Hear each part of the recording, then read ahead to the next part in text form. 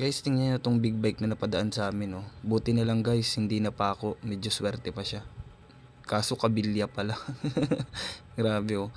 Big bike nga pala to guys, Dominar 400. Bali sabi ni kuya, galing siyang Albay. Papunta siya kay Boss Arch. Kay 01 Moto. Kasi ipapaayos niya itong motor.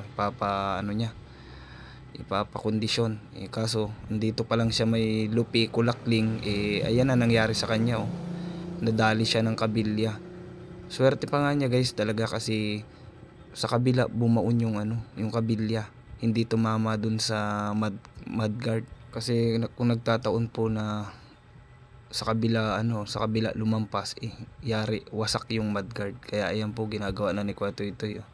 Sinalang na sa ating tawag dito, automatic tire changer. Yan, bali medyo matagal na rin po pala itong video na ito. Hindi ko nga lang na-edit na stock dito sa cellphone ko.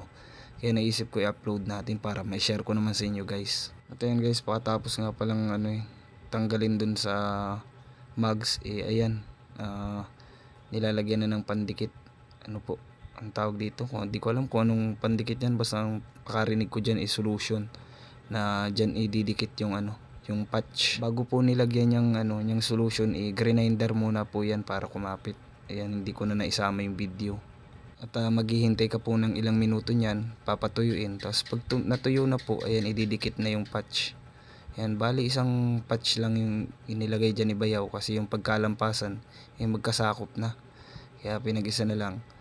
Bali si sir nga pala hindi na daw tutuloy. Uuwi na lang ulit ng Albay. Magsasasakyan na lang daw siya, isasakay na lang ito sa pick up siguro para daw sigurado kasi mahirap na. Ayan, pakatapos po ay isinalang na ulit sa automatic tire changer.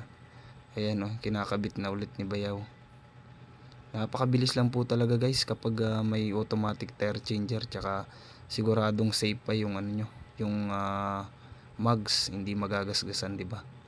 Kaya mas maganda yung mga shop na papagawan nyo mayroong automatic tire changer. Ayan, matapos nga pong maikabit, ayan na, hinanginan na ni Bayaw. Bali nahirapan nga lang pala kami pagkabit at pagtanggal nitong gulong kasi ang big bike po, di ba, kung alam nyo din, wala pong center stand, kaya medyo nahirapan kami. Doon lang naman kami nahirapan. Bali CF Moto nga po pala ito guys, itong motor na ito. Nagkamali ako, akala ko Dominar 400, nakalimutan ko.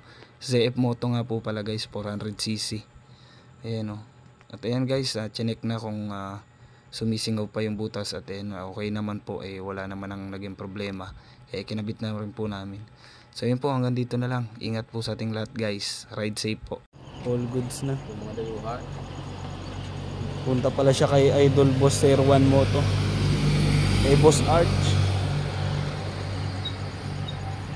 Galing ng Albay. Grabe, sarap ng tunog. Pag ganun to, no? Oo, nakakala yan ganun. Nasa sa labas. Sige po, ingat.